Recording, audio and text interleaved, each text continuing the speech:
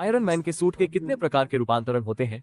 आखिरी वाला तो मेरे दिल को छू गया। पहला तरीका है उड़कर रूपांतरण। पहले आपको इस नए शाओमी मॉडल को पहनना होगा, फिर लोकी आपको इमारत से फेंकनी होगी। इस समय मार्क 7 आपके पास उड़कर आएगा और हवा में इंफ्रारेड स्कैनिंग के माध्यम से जुड़ जाएगा। हालांकि रूपांतरण के बाद ये बहुत शानदार लगता है, लेकिन कूदने में सावधानी बरतें। दूसरा तरीका है ब्रीफकेस रूपांतरण।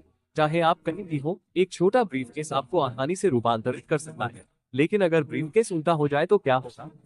टोनी ने इस समस्या का समाधान पहले ही कर लिया है। इसे डबल फोल्ड में डिजाइन किया है, जिससे किसी भी दिशा में आसानी से पहना जा सकता है।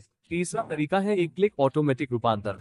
सिविल वॉर के दौरान टोनी ने पहली बार माइक्रो टेक्नोलॉजी का उपयोग किया, जिससे सूट और स्पेसशिप को एकीकृत किया गया। अब बस एक छोटी सी हरकत से सूट तुरंत तैयार हो जाएगा, पूरे शरीर को ढक लेता है। कहना पड़ेगा कि टोनी का रूपांतरण हमेशा इतना सहज होता है। चौथा तरीका है मैकेनिकल असेंबली रूपांतरण। ये टोनी के लिए एक मील का पत्थर था। MKII के परीक्षण के बाद टोनी ने आखिरकार सबसे परफेक्ट सूट डिजाइन किया, साथ ही आयरन मैन के क्लासिक रेड गोल्ड रंग को भी जोड़ा। आयरन मैन, यह मार्वल का आत्मा पात्र, पूरी तरह से जन्मा। पांचवा तरीका है डेडली रूपांतरण।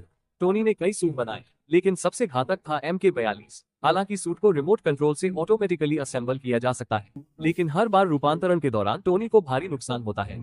छठा तरीका है डबल रूपांतरण। टोनी का सबसे गर्वित सूट है हल्कबस्टर। सूट पहनने के बाद वेरोनिका से अतिरिक्त भागों को जोड़कर वो अजय हल्कबस्टर बन जाता है। उसमें के हल्क को भी तोड़ सकते हैं। सातवां तरीका है नैनो रूपांतरण।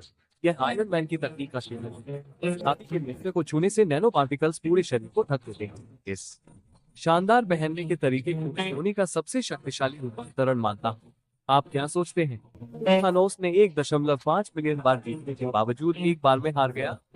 कुछ कहते हैं कि यह हॉकाई के कारण था, कुछ कहते हैं कि थानोस उड़ नहीं सकता, लेकिन असली कारण यह नहीं है। क्या आपको याद है कि थानोस, जो न्याय के लिए लड़ता था, ने संसाधनों के निष्पक्ष वितरण के लिए सब कुछ खो दिया था। हालांकि उसने अंत में स्नैप करके आधे ब्रह्मांड को मिटा दिया, लेकिन जब